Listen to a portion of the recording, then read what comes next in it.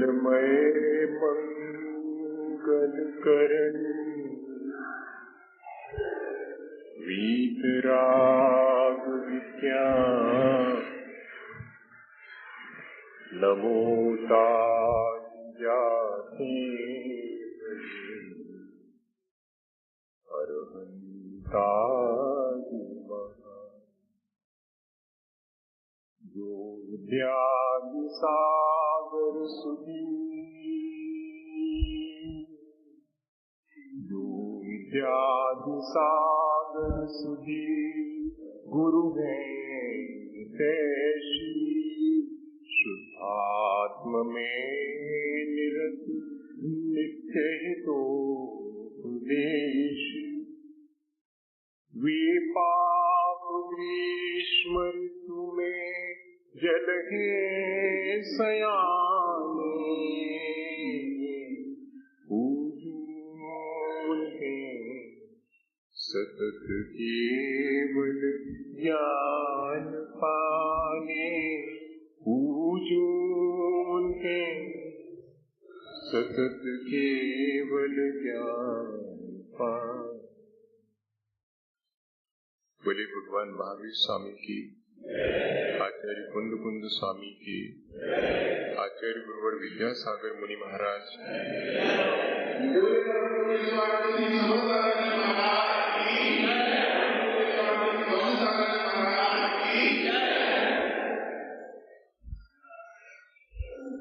हम सभी लोग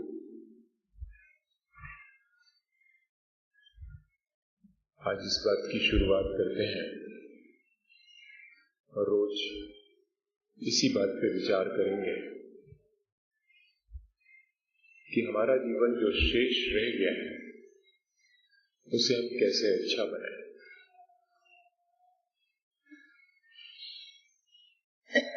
जीवन को अच्छा बनाने के लिए जरूरी है कि हमारी दृष्टि अच्छी हो, हमारा ज्ञान निर्मल हो और हमारा आचरण भी पवित्र हो। जब तक दृष्टि ठीक नहीं होगी तब तक हम अपने जीवन को अच्छा नहीं बना पाएंगे। जैसे हमें संसार के बारे में ठीक ठीक जानकारी ना हो और हम ये सोचते हो कि संसार में रहना बहुत अच्छा है, तो मानिएगा ये दृष्टिकोण हमारा ठीक नहीं है। जैसे हम ये मानते हो कि ये शरीर बहुत पवित्र है, मुझे हमेशा ये शरीर मिलता रहे, मुझे शरीर में सब प्रकार के सुख हैं, तो मानिएगा कि शरीर के बारे में ये हमारी दृष्टि ठीक नहीं है।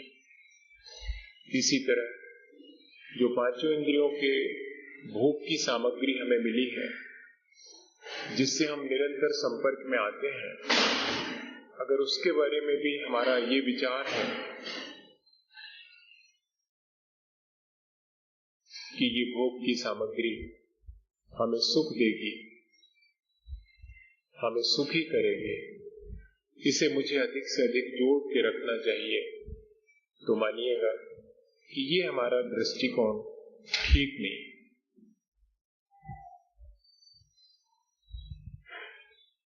तो संसार, शरीर और भोग के बारे में जो वास्तविकता है,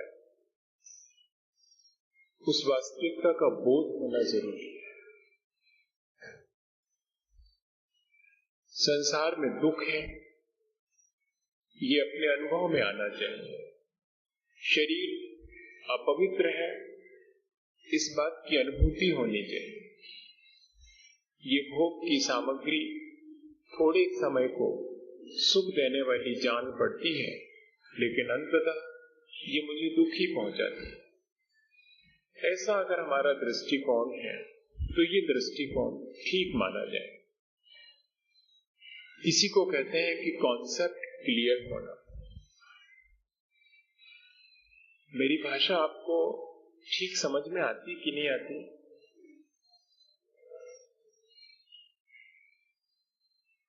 आपकी इस तरफ थोड़ा मिक्स है, भाषा में राजस्थानी फूड भी है। मैं थोड़ा सा बुंदेलखंड साइड का हूँ, तो मेरी भाषा में थोड़ी बुंदेलखंडी आ जाए, तो मुझे 2-3 दिन से ऐसा लग रहा है कि, और थोड़े से इंग्लिश के वर्ड्स भी आ जाते हैं, तो मुझे ऐसा लगता है कि कहीं आपको समझ में आता कि नहीं आता है। तो आप थोड़ा बताते जाइएगा, मैं जिस तरह से भी आपको समझ में आए। मेरा उद्देश्य सिर्फ ये है कि जो भी चीज है वो हम सबको बहुत स्पष्ट समझ में आनी चाहिए। संसार, शरीर और भोग, ये तीनों ही हमारे संपर्क में आते हैं। संसार में हम रहते हैं, शरीर हमारे बहुत निकट है, भोग उपभोग की सामग्री का रोज उपयोग करते हैं। इन तीनों के बारे में हमारा कॉन्सेप्ट क्लियर होना चाहिए, हमारी दृष्टि निर्मल होनी चाहिए। और ये कैसे संभव? हम किसी से सुन करके कैसे मान लेवे कि संसार में दुख है?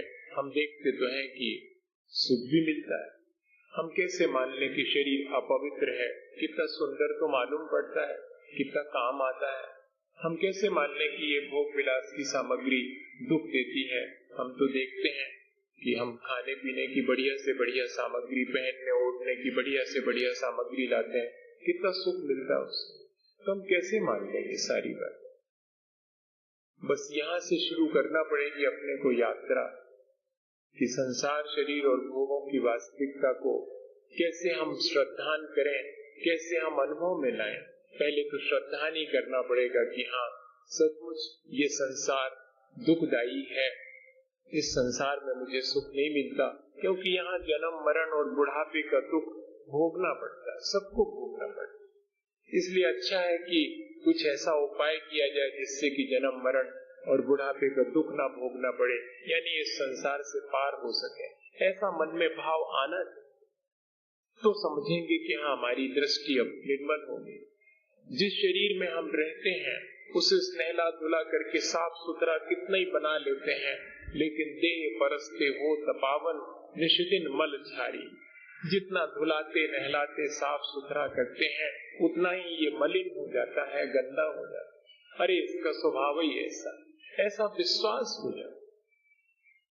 भोग विलास की सामग्री जितनी भी इकट्ठी करके रखते हैं, जब तक उपयोग थोड़ा सा करते हैं तो ठीक मालूम पड़ती है, और जैसे ही उसका परिपाक मिलता है, जैसे ही वो समाप्त होती है, तो हमें दुखदायी मालूम पड़ने लगती है। शिखर जी की यात्रा को ठंड के दिनों में जाते हैं, आचार्य श्री हमेशा ये उदाहरण सुनाते हैं कि शिखर जी की यात्रा को गए, ठंड के दिन है और खूब कपड़े ओढ़ लिए हैं, साल ओढ़ लिया है, मफलर है और स्वेटर भी पहन ली, कोट भी पहन लिया है और बढ़िया से मोजे भी पहने हैं कि भाई अब क्या करें, ठंड है तो बाद में उतार लेंगे दर्शन करते समय, और खूब लदे पदे पहुंच रहे हैं।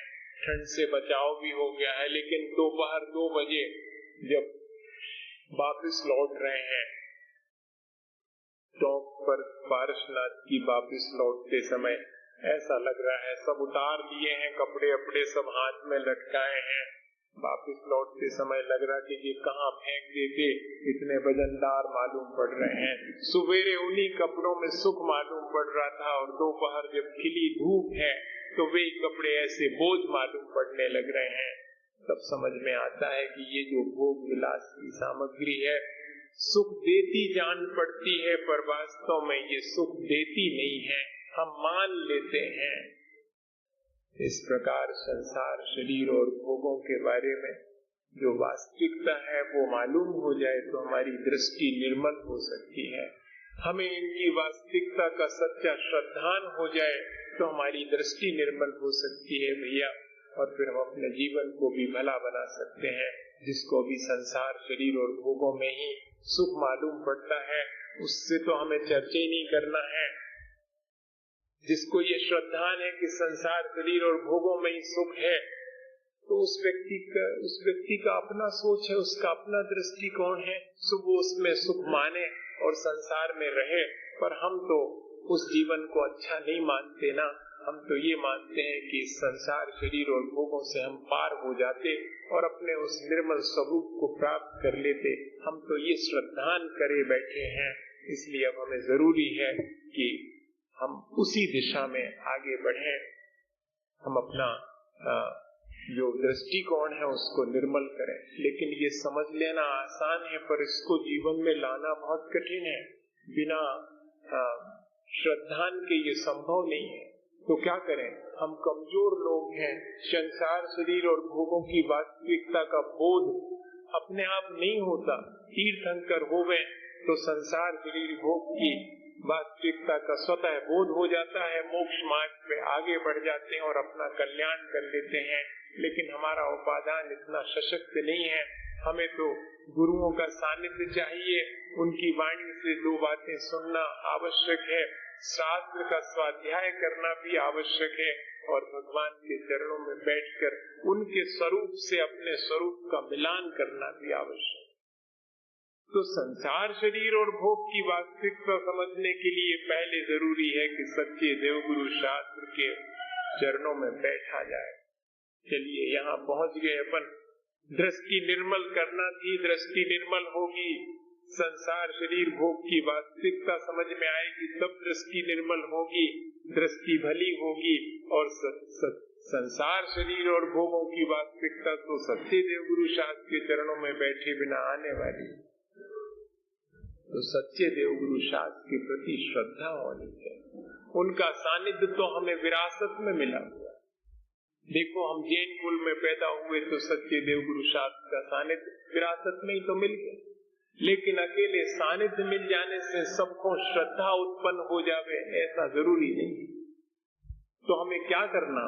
हमें करना है कि सच्चे देवगुरु शास्त्र के प्रति हमारे मन में श्रद्धा उत्पन्न। ये श्रद्धा क्या चीज होती है? अब जरा इस पे विचार करना पड़ेगा। ये श्रद्धा कैसे होगी? जब सच्चे देवगुरु शास्त्र का सानिध्य मिले तो सानिध्य तो मिल गया। अब श्रद्धा होवे तब संसार, शरीर, भोग की वास्तविकता समझ में आवे। और जब वास्तविकता समझ में आवे, जब विजन क्लियर हो, दृष्टि निर्मल हो, तब आगे जाकर के पूरा जीवन निर्मल बनाने की कोई प्रक्रिया हो सकती शुरू। तो सारी चीज किस पे आकर टिक गई? सच्चे देवगुरु शास्त्र की श्रद्धा पे आकर के टिक गई। तो उसी को कहते हैं समंतभद्र स्वामी के श्रद्धानम परमार्थानाम आप्तागम तपोव्रताम विमूढ़ा पूर्णम अष्टांगम सम्यक दर्शनम अस्मयम। इसी का नाम सम्यक दर्शन है, इसी का नाम दृष्टि की निर्मलता है। इसके आए बिना जीवन निर्मल नहीं हो सकता, जीवन अच्छा नहीं हो सकता। तो किस किस पे श्रद्धा करना और कैसी श्रद्धा करना? तो कहते परमार्थ भूत श्रद्धा होनी चाहिए। पहली बात, अपना कोई सांसारिक स्वार्थ साधने के लिए तो श्रद्धा कई बार करी है, लेकिन वैसी श्रद्धा काम ना आएगी। आप आगम तपोभृताम अर्थात सच्चे देव गुरु शास्त्र, इन पर श्रद्धान करना, लेकिन किसी सांसारिक स्वार्थवश नहीं करना, परमार्थ के लिए करना। और 3 मूर्ताओं से रहित, 8 अंगों से युक्त और 8 मद इनसे रहित श्रद्धान होना चाहिए। इतनी बातें कर दी। हम तो सोच रहे थे कि बड़ी आसानी से दृष्टि निर्मल हो जाएगी, लेकिन ये तो मामला बड़ा कठिन सा मालूम पड़ता है। नहीं भैया, कठिन नहीं है। क्रम क्रम से हम आगे बढ़ेंगे तो हमें रास्ता अपने आप मिलता चला जाएगा। सच्चे देवगुरु शास्त्र के चरणों में आने का सौभाग्य तो मिल गया है किसी पूर्व अर्जित पुण्य से। अब अपना पुरुषार्थ थोड़ा जागृत करें तो सच्चे देवगुरु शास्त्र का स्वरूप क्या है ये समझ लेवें। और उनके प्रति मुझे श्रद्धा करनी है तो वो श्रद्धा कैसी होनी चाहिए ये समझ लेवें। हम सच्चे देवगुरु शास्त्र के चरणों में बैठते तो हैं, पर सोचते हैं कि भगवान की पूजा करेंगे तो 4 लोग देखेंगे, हमें धर्मात्मा मानेंगे, तो हमारी दुकान अच्छी चलेगी कि हमारी बेटी का विवाह करने में आसानी होगी। ऐसा अगर हमारे मन में विचार है तो फिर हम सच्चे देवगुरु शास्त्र के चरणों में बैठ के भी अपनी दृष्टि निर्मल नहीं कर पाएंगे। ये ध्यान रखें। गुरुओं के निकट जाकर के बैठ करके हम ये विचार करें कि इन महाराज से अपन अपनो थोड़ो जान पहचान बना ले हैं तो इनके माध्यम से बहुत से काम हो जाए हैं। अगर ऐसा विचार करके और किसी गुरु के चरणों में आप बैठ गए हैं तो उन गुरु के चरणों में बैठने से भी दृष्टि निर्मल नहीं होगी। और शास्त्र बांचते समय, पढ़ते समय ये विचार आ जावे कि इसमें से सारी बातें सीख करके और लोगों को बताऊंगा तो लोग मुझे पंडित मानेंगे। अगर ऐसा विचार करके शास्त्र का स्वाध्याय कर रहे तो ध्यान रखना, शास्त्र भी हमारी दृष्टि निर्मल न कर पाए। तो इसलिए लिखना पड़ा कि परमार्थानाम आप्तागम तपोभृताम, किसी स्वार्थ बस नहीं, परमार्थ से। परमार्थ के मायने क्या है? ये मैं सच्चे देव के चरणों में बैठा हूँ, इनका जैसा स्वरूप इन्होंने अपना प्राप्त कर लिया है वैसा ही मेरा है। मैं इनको देख देख कर अपने उस राग द्वेष से मलिन आत्मा को निर्मल बनाऊंगा। अगर ऐसा श्रद्धान है तो सच्चे देव हमारी दृष्टि निर्मल कर देंगे। गुरु के चरणों में बैठ के विचार आवे कि देखो हमारे जैसे चलते फिरते, खाते पीते, आते जाते, बोलते चालते दिखाई पड़ते हैं, लेकिन समथिंग इज एक्स्ट्रा, कुछ है जो इनके पास अतिरिक्त है। वो क्या है? वो इनकी दृष्टि, ज्ञान और आचरण की निर्मलता है। सो इनके पास से तो मुझे वो ही प्राप्त करना है। सो इनके चरणों में बैठ करके मैं विचार करूं कि मेरी दृष्टि भी भली हो जावे, मेरा ज्ञान भी अच्छा हो, मेरा आचरण भी इनके जैसा पवित्र हो जावे। अगर इसलिए चरणों में बैठते हैं तो वे गुरु हमारी दृष्टि को निर्मल करने में निमित्त बन सकते हैं।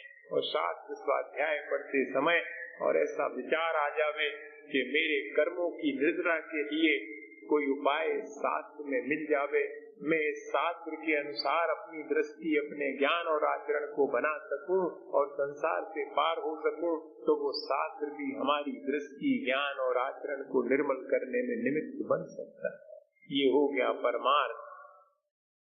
तो भैया क्या करना फिर? अपने को अब इतना ही करना है कि सच्चे देव गुरु शास्त्र के चरणों में जब जब आके बैठे अपन, तो अपनी दृष्टि ऐसी रखें जिससे कि हमारा कल्याण हो।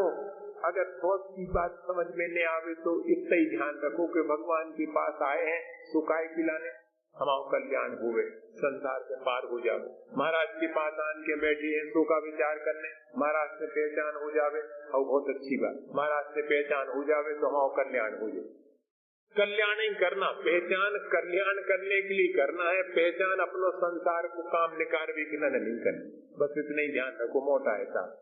और शास्त्र बांचते समय ध्यान आ जावे कि भगवान की वाणी है, इससे हमारा कल्याण होगा, इसलिए बांच रहे हैं। और कोई हम पंडित बन भी हो नो ही बांच रहे, इतना अगर आ जावे तो भी काम अपना बन जाए। ऐसी श्रद्धा हमारे भीतर आ जावे, सच्चे देव गुरु शास्त्र के द्वारा मेरा कल्याण हो जाएगा, ऐसा श्रद्धान भीतर में आवे। श्रद्धान और विश्वास कैसी चीज है? हमको एक जगह पथरिया में हम थे तो उस समय एक व्यक्ति आए तो वो हमसे कहने लगे कि महाराज हमने बहुत विश्वास की और श्रद्धान की बातें सुनी है, लेकिन हमें उनसे समझ में नहीं आई, हमारे जीवन में जब घटित हुई तो हमें समझ में आई। हमने कहा कैसी? तो कहने लगे कि हम अपनी जीवन साथी और बच्चे के साथ में एक बार यात्रा के लिए निकले। पुराने जमाने के व्यक्तियों की यात्रा करने का ढंग अलग रहता था। एक होल डाल ले लिया, एक पेटी ले ली और चले। होल डाल पे बिछाने के काम में आएगा, पेटी है अपनी। अब के जैसा हिसाब किताब नहीं है। अब तो जो है देखा दिखाऊ तुम्हें अच्छो लगो, काम को हो जाने हो है, देखने में अच्छा लगना चाहिए। सो होल डाल ले लिया, वो भी बहुत क्या कहेंगे उसको, ऐसा हल्का फुल्का सा कि वो पे अगर बैठ जाए तो हो गया उसका काम। वो पेटी तो आजकल कोई नहीं ले, टीन की सूट के साग है जो उन पे अगर थोड़ा वजन धर दो तो चरमर आ जाए। वो पहले के जमाने में तो पेटी लेके चले टीन की, और होल डाल इतना मजबूत कि एक उस पे बैठ गया तो बोले हम गए स्टेशन पर, होल डाल पे हमारी जीवन साथी बैठ गई, थोड़ी दूर पर हम जो है पेटी रख के उस पर बैठ गए। ट्रेन आने में देरी थी और बेटा हमारे और जीवन साथी के बीच में जो गैप था उसमें यहाँ से वहां, वहां से वहां खेलता रहा। पहले के लोग एक दूसरे के प्रति अदब रखते थे और थोड़ी सी दूरी बना के बैठते थे। बाहर से दूर भले ही लगते थे, लेकिन भीतर से बड़ा प्रेम था, भीतर से जरा भी दूरी नहीं थी। और अब तो ऐसा है कि हाथ में हाथ भले ही डाले बैठे हैं, मनो भीतर से कहो कोसों दूर हो। बदल गया, सिस्टम बदल गया। तो वो कहते कि हम थोड़ी दूर पे बैठे थे, लेकिन उस दूरी को कौन फुलफिल कर रहा था? पूरा दृष्टांत प्रतीकात्मक है। वो बेटा उस दूरी को फुलफिल किए हुए था। वो बेटा डोर की तरह माँ से पिता तक, पिता से माँ तक, दूरी बिल्कुल नहीं थी। इतनी दूरी अवश्य थी कि एक दूसरे का अदब भी बना रहे, एक दूसरे का सम्मान भी बना रहे, पर एक दूसरे की आवाज एक दूसरे तक पहुंच सके, बस इतनी ही दूरी थी। और मुख्य बात जो कहनी थी, हमने कहा और क्या हुआ? कहते महाराज ट्रेन आने में बहुत लेट हो गई, देर होती जा रही। इतने में बेटा आकर के कहता है कि पिता मुझे नींद आती, मैं सोऊंगा। और वो सोने की तैयारी करने लगता गोद में। तो बोले कि मैं उसका पिता उसे डांट देता हूँ कि तुम अगर सो जाओगे मैं यहीं छोड़ के चला जाऊंगा, सोना वाला मत। तो वो देखता है बेटा अपने पिता की तरफ गौर से कि ये जो कह रहे हैं वो ठीक कह रहे हैं कि नहीं।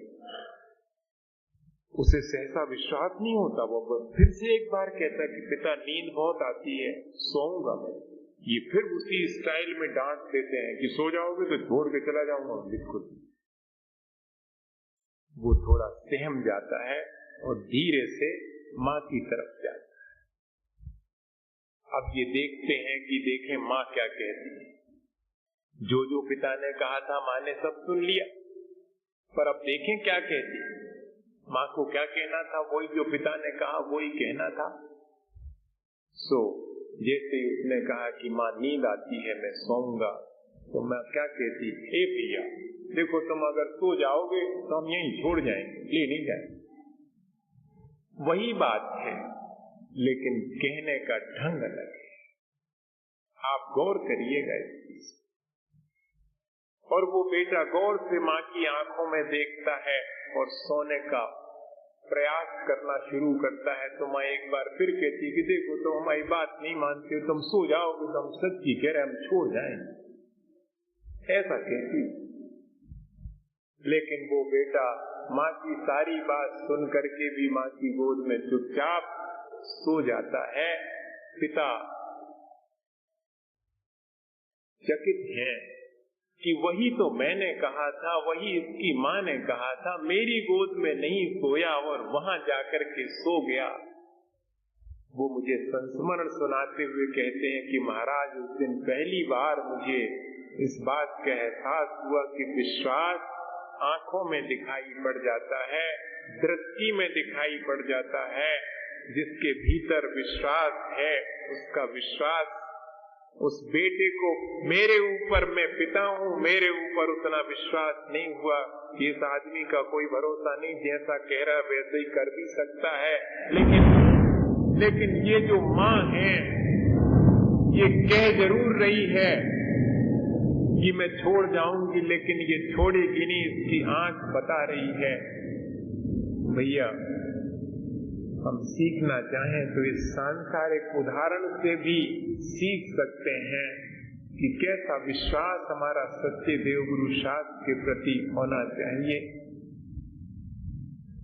कि हम इतने निश्चिंत हो करके और इस संसार में रह सकें जैसे कि वो बेटे निश्चिंत नहीं हो पाते। संसार शरीर और भोगों को निरंतर जो है भोगते हुए भी उनकी वास्तविकता नहीं समझ पाते हैं, क्योंकि सच्चे देवगुरु शास्त्र की बात पर हमें अभी विश्वास नहीं होता कि वो कह रहे हैं कि इस संसार में जन्म मरण के दुख के अलावा कुछ नहीं है, इस शरीर में अपवित्रता ही भरी हुई है और ये भोग जो है थोड़ी देर भोग बुरे भव रोग बढ़ावे, बैरी हैं जग जी के, वेरस होए पिपाक समय अति, सेवत लागे नीके।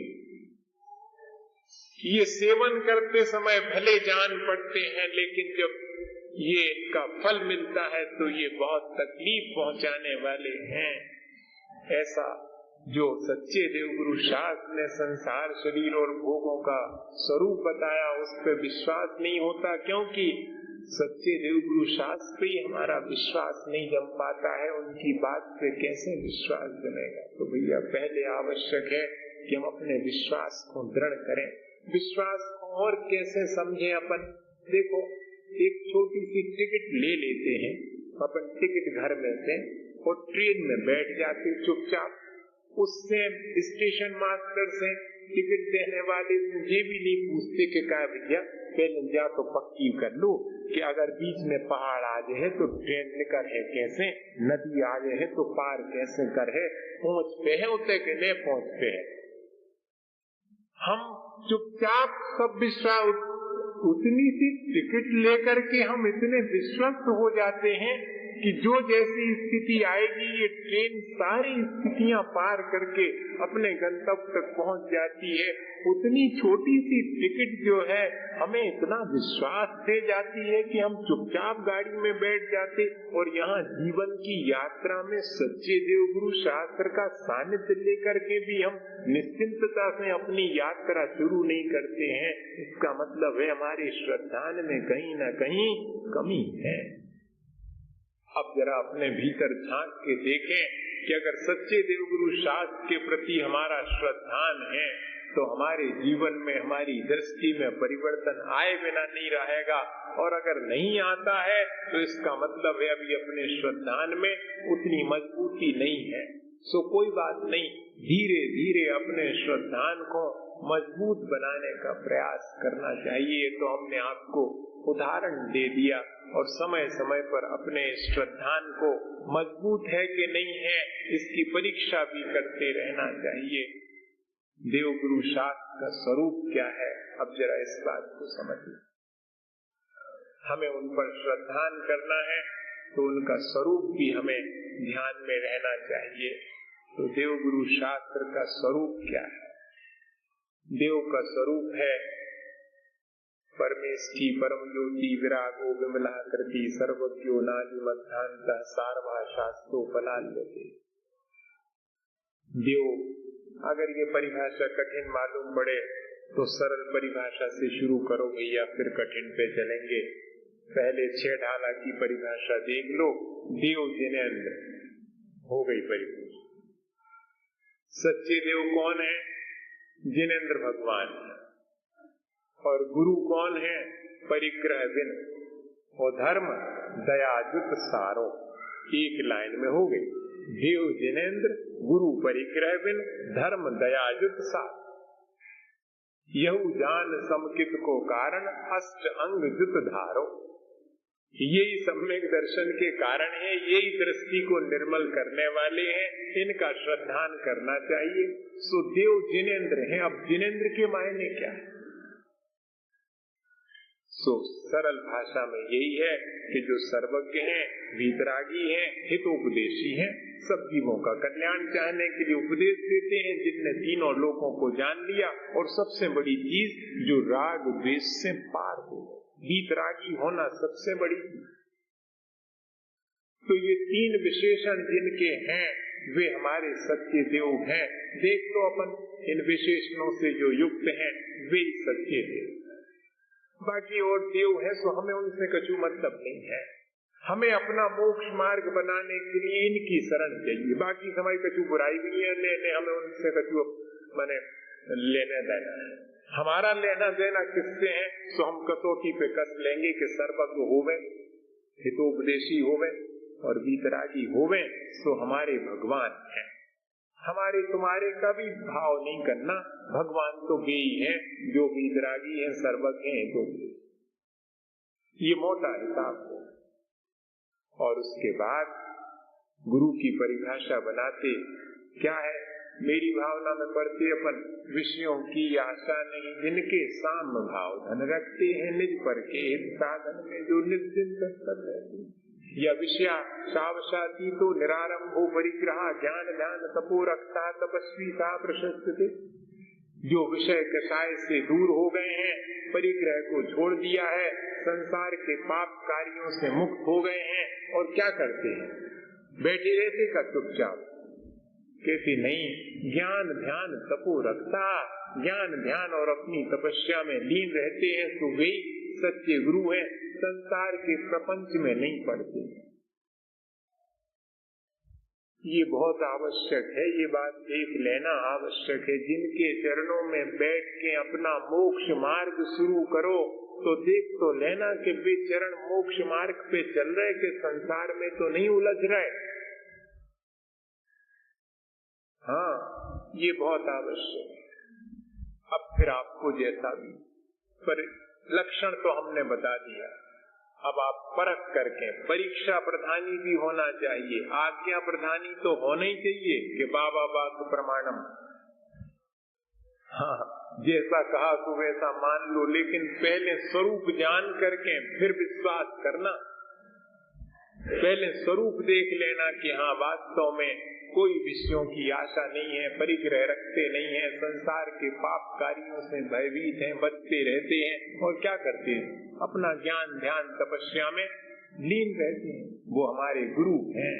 वैसे तो संसार में बहुत गुरु हैं, सब अपने अपने हिसाब से सबको मानते हैं, लेकिन हमने मोक्ष मार्ग के लिए किसको गुरु माना है? जो इस प्रकार की चर्या करता हो उसको, उसके चरणों में हम अपनी श्रद्धा व्यक्त करेंगे। शास्त्र कहते दया युद्ध सारो। शास्त्र कैसा है? कहते जिसमें दया का उपदेश दिया हो, प्राणी मात्र के प्रति करुणा का उपदेश दिया हो, या कि ये कहो कि जो वीतरागी के द्वारा कहा गया हो और वीतरागता का ही जिसमें उपदेश हो, वो सच्चा शास्त्र। इस तरह से सच्चे देवगुरु शास्त्र का लक्षण समझ करके उन पर श्रद्धान करके, और हम अपनी दृष्टि को धीरे धीरे चाहे तो निर्मल कर सकते हैं। श्रद्धान ऐसा होना चाहिए जिसमें कि कभी अपने मन में संदेह उत्पन्न न हो। ये बात भी अपन आगे समझेंगे कि जिसकी दृष्टि निर्मल हो जाती है उसके मन में किस तरह से जो है कितनी बातें अपने आप आती चली जाती हैं और कितनी बातें भीतर से अपने आप हटती चली जाती हैं। पर आवश्यक है कि दृष्टि निर्मल हो। अपन संसार में भी तो कहते हैं कोई का ज्ञान बहुत अच्छा हो, किसी व्यक्ति का आचरण भी बहुत अच्छा हो, बहुत व्रत नियम संयम को पालन करत होवे, बड़ा त्यागी होवे, और ज्ञान भी बहुत अच्छा होवे, लेकिन अपन के कहने में क्या आता कि भैया कितनों भी ज्ञानी होवे और कितनों व्रत नियम करत होवे, लेकिन उनकी आंख ठीक नहीं, पता नहीं कैसे देखते। ऐसा समझ जाती अपन फौरन के नहीं समझ जाती। तो ये जो महत्वपूर्ण क्या है, उसका ज्ञान महत्वपूर्ण है कि व्रत नियम महत्वपूर्ण है? उससे भी ज्यादा महत्वपूर्ण है कि वो कैसी दृष्टि वाला। जब संसार में अपन दृष्टि को महत्व देते हैं तो मोक्ष मार्ग में भी जो है वही दृष्टि की महत्ता है, उसी को सम्यक दर्शन कहते हैं। अपन इसको क्रम क्रम से समझेंगे धीरे धीरे करके, हड़बड़ी का काम नहीं है, बहुत आराम से कि हमें कैसे धीरे धीरे करके अपनी दृष्टि को निर्मल बनाना। भैया 1000 पीछे एक आध की दृष्टि निर्मल हो पाती है, लेकिन पुरुषार्थ तो अपन को निरंतर करना चाहिए। आज का पुरुषार्थ कल फलीभूत होगा, कोई जरूरी नहीं कि आज के आज ही फलीभूत हो जाए, और आज फलीभूत नहीं होता जान करके और हम छोड़ देवे कि अरे नहीं हमें क्या करना, आज तो सम्यक दृष्टि हो ही नहीं सकत, कहे हैं थोड़े बहुत हो सकत है तो काय को अपन पुरुषार्थ करें। ऐसा नहीं, अपन तो अपनी दृष्टि निर्मल करने का निरंतर पुरुषार्थ करेंगे, जब होना होगी तो होगी। हम क्यों अपने पुरुषार्थ से दूर हटे? हमें क्या मालूम कि कब होना है, जब होना होगी तब होगी, लेकिन हम तो अपना निरंतर उस दृष्टि को निर्मल करने का पुरुषार्थ करेंगे। एक उदाहरण दे करके अपनी बात को यहीं पर पूरा करता हूँ। आज के लिए तो इससे ही पूरी हो जाएगी, फिर उसके बाद फिर बैठेंगे और फिर विचार करेंगे अपन पर। मैं यही चाहूंगा कि आप जो है इसको रोज क्रम क्रम से आगे बढ़ाएं। आप गैप करेंगे तो मैं वो चीज जो कह चुकूंगा तो फिर दूसरी बार आपको अवसर नहीं मिलेगा। इसलिए आप इस बात की सावधानी रखें किसी भी तरह से, और अब इस चीज को कंटिन्यू बनाए रखें। मैं तो अपनी तरफ से पूरी कोशिश करूंगा कि आपको क्लियर हो। संभव है कि एक ही बार में क्लियर हो जाए, किसी व्यक्ति को, संक्षेप रुचि वाले को तो जरा सा इशारा करने पर हो जाती है, किसी को और कई बार सुनने पर होगी। पर एक छोटा सा उदाहरण देता हूँ जिससे कि मालूम पड़ जाए अपन को कि विश्वास कैसा होना चाहिए सच्चे देवगुरु शास्त्र पर। बहुत सांसारिक सा उदाहरण है। एक जहाज में एक बहन अपने भाई के साथ यात्रा करती। उनके माता पिता नहीं थे, वे दोनों ही थे बहन भाई। तो पानी वाली जहाज की बात कर रहा हूँ। ये एरोप्लेन में तो बहुत जल्दी पहुंच जाते, पानी वाली जहाज में तो महीनों महीनों यात्रा करना पड़ती। तो उस पानी वाली जहाज में यात्रा चल रही थी और अचानक जो है अनाउंस होता है वहां पर कि भाई बहुत तूफान गिरने वाला है, तूफान आ रहा है और संभव है कि जहाज डूब जाए। सब लोग जिसको जो करना हो अपने बचाव का उपाय कर लो, अपने भगवान को याद करना हो भगवान को याद कर लो, तूफान तो बहुत तेज। अब ऐसा अनाउंस हुआ तो बहन ने जैसे ही सुना तो आसपास देखा कि भैया कहाँ गया, तो भैया तो आसपास दिखा ही नहीं। भागी भागी इधर से उधर ढूंढती फिरी और पास में मालूम पड़ा कि भैया तो डेक के ऊपर आराम से सोया हुआ। उसको जगाया कि तेने नहीं सुना अनाउंस? बोलता सुन लिया अनाउंस। क्या सुन लिया? यही सुन लिया कि तूफान आ रहा है, जहाज डूब जाए और क्या। तो उसको बड़ा आश्चर्य होता उस बहन को कि जब तुमने ये अनाउंस सुन लिया है कि जहाज डूब जाएगा, तूफान आने वाला, तो कुछ करो। उसने कहा करना क्या है? आराम से सो। बड़ी मुश्किल, आराम से सो, कुछ नहीं करना। अरे भगवान का नाम तो याद करना है या कि अपने बचाव का कोई उपाय करना है। बोलता कोई उपाय नहीं है। बोले तुम्हें बिल्कुल डर भी नहीं लग रहा? बोलता मुझे कोई डर नहीं लगा। तो बड़ा आश्चर्य होता उसे कि तुम्हें क्यों नहीं डर लग रहा। तो वो कुछ नहीं बोलता और उतनी देर में जितनी देर बहन से बात करता उतनी देर में एक रस्सी पड़ी रहती, उस रस्सी में गांठ लगाता। वो ऐसी वाली गांठ जो खिसकने पर कच्ची चली जाती, वो वाली गांठ लगाता। और जैसी बहन पूछती कि तुझे डर क्यों नहीं लग रहा है, तो उठा करके और वो उसके बहन के गले में वो रस्सी का फंदा डाल करके खींचना शुरू कर देता। तो वो कसना शुरू हो जाता गर्दन में। फिर भी बहन मुस्कुराती रहती, बल्कि ये कहती कि तू शुरू से ही मुझे परेशान करता, बचपन से इतना उपद्रवी रहा और इस समय भी तू उपद्रव कर रहा है। जान पर तो आई बनी हुई है और तुझे हंसी सूझ रही है, ये क्या रस्सी वस्सी गले में फंसा रहा है। वो कसता चला जाता बहुत सीरियसली और बहन हंसती चली जाती। जब गर्दन में बहुत कस जाती तब भाई कहता कि तेरे को डर नहीं लगा? मैं और कस दूंगा तो मर जाएगी और तू हंस रही है, डर बिल्कुल नहीं लग रहा। तो भाई कहता, बहन कहती कि नहीं, मुझे इसमें डरने की क्या बात है, तू मेरा भाई है, इतने जोर से थोड़ी कसेगा कि मेरे प्राण ही निकल जाएं। हैं? तू मेरा भाई है, इतने जोर से थोड़ी कसेगा कि मेरे प्राण निकल जाएं। तो भाई कहता कि मेरे से पूछ रही थी ना कि तुझे डर नहीं लगता तूफान आ रहा। तो बोलते मुझे भी भगवान पर भरोसा है, इतने जोर से थोड़ी आएगा कि मेरे प्राण निकल जाएंगे। अरे भाई ये तो उदाहरण है। देखो सांसारिक विश्वास भी इतना है, तो फिर परमार्थ में अगर हमारा सच्चे देवगुरु शास्त्र पे विश्वास हो जावे तो कैसी निश्चिंतता से हम अपने कल्याण का उपाय कर सकते हैं। अपन को यही करना है भैया कि सच्चे देवगुरु शास्त्र के प्रति अपनी श्रद्धा को प्रगाढ़ करते चले जाएं, जिससे धीरे धीरे दृष्टि निर्मल हो और हमारा जीवन अच्छा बने। इसी भावना के साथ बोले आचार्य गुरुवर विद्यासागर मुनि महाराज।